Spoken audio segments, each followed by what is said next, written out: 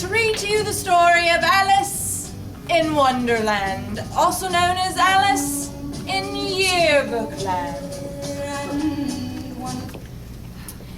Alice sat in history class, bored out of her mind. She hated history class more than any other class. She only tolerated it for the class that came after, yearbook class. Sometimes she would pretend that she was off in yearbook land, far, far away from the drab lectures of her teachers. And just as her teacher was delving into the details of the life of William I, Alice noticed a white rabbit bouncing down the hallway. Alice excused herself and ran down the hallway after the rabbit. After she turned the corner, she saw the rabbit holding a bucket, yelling, "I'm late! I'm so late!" She approached the rabbit and asked, "What are you late for?" And he said, "My yearbook deadline, of course." Ain't nobody got time for that. Ain't nobody got time for that. Ain't nobody got time for that. Taking her eyes off the rabbit for the first time, Alice looked around and noticed that she was now standing in a mysterious place. A land full of color, metallic color,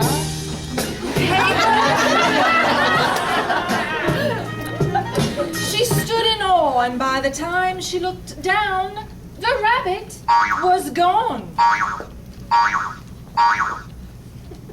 Confused as to where she was, Alice continued to explore this strange land until she came upon a lost cat.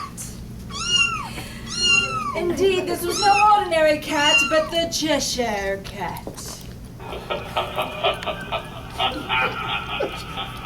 As Alice approached, only a floating head remained visible. I see dead people. "What is this odd place?" asked Alice. "I am a bit upset." "You are in Yearbookland," replied the cat, "and we are all a bit mad here." Pink fluffy unicorns dancing on rainbows.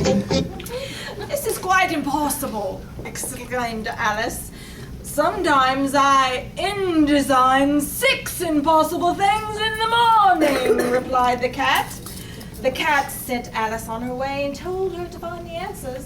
She must seek the Mad Hatter, which you would have to do that by climbing to the top of the page ladder, which is half past the 4th byline. Upon arriving at the house, Alice finds the Mad Hatter wearing a hat 10 inches by 6 pikas. "You're late for tea," the Mad Hatter yelled. "You will never receive your yearbooks on time."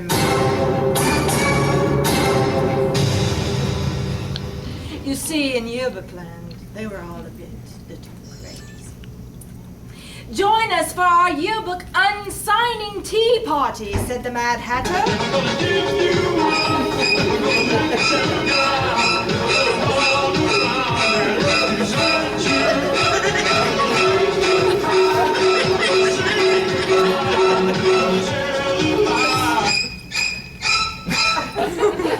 "What is an unsigning party?" said Alice. "Is that a riddle?"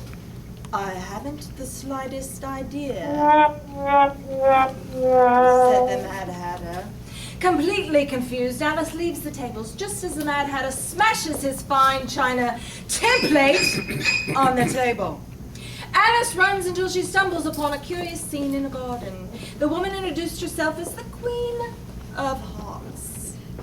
"I am busy teaching the 2, the 5, and the 7 of Hearts how to write body copy," said the Queen.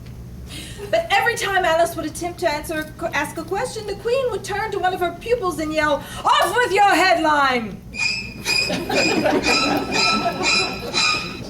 Quite frightened, Alice waits as the Queen answers her colophon. And she then turns to run, but is immediately met by a life-size caterpillar. "And who are you?" asked Alice.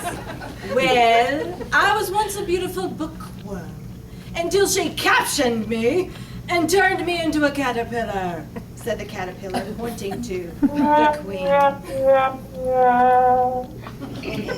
I'm quite sorry, said Alice. Whatever can I do to help?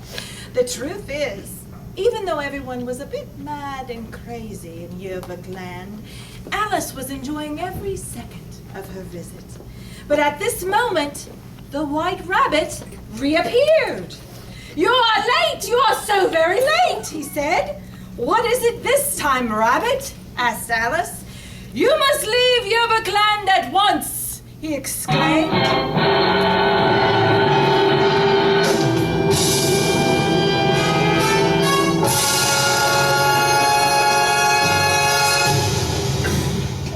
Because Yearbookland is a copyright infringement of Disney's Alice in Wonderland, you must change the theme of your daydream immediately.